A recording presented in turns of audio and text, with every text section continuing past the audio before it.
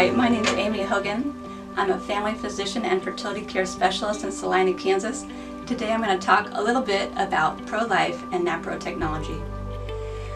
When I was called to be a doctor, I thought, wow, what I'm really called to be is a woman in medicine that wants to be standing for life.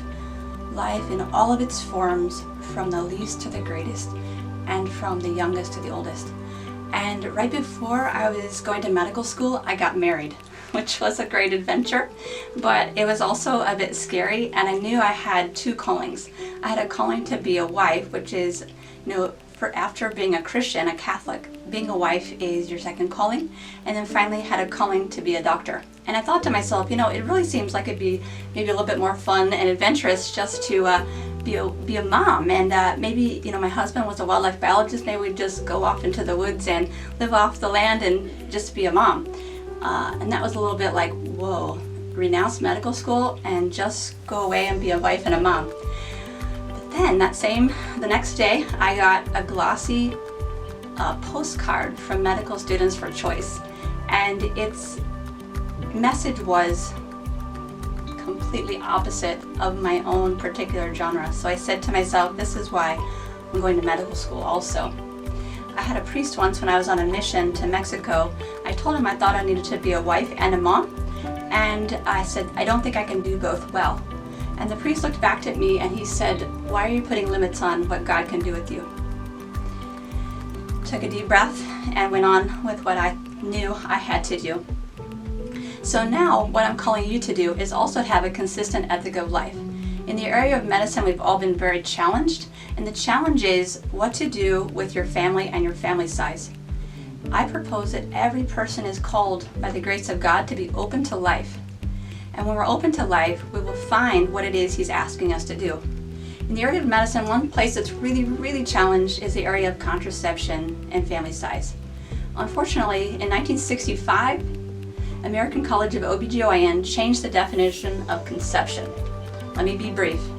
Conception was and always was considered the moment of fertilization, when the sperm meets the egg. So hang with me, kids.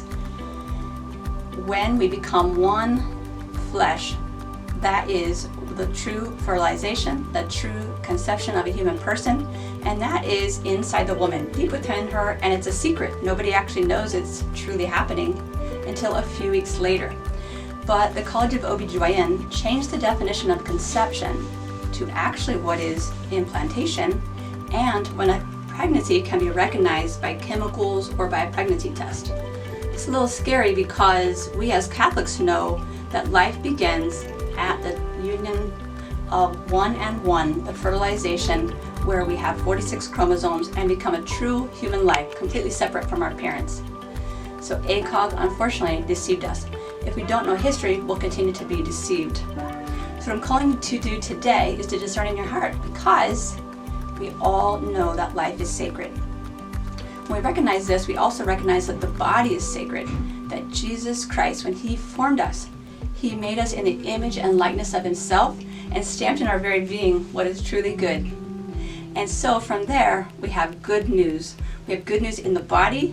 We have good news that marriage is meant to be sacred, and we want to continue to protect that by offering the people naprotechnology. What's that? That's when you know your body, you know about the husband's body, you know about the wife's body, and with that, you bring a consistent ethic of life by knowing your fertility. When you do that, you can glorify Him with the fertility instead of trying to stop it or erase it or stamp it out. And for these reasons, I continue to fight in the pro-life ethic as a medical professional. Thanks.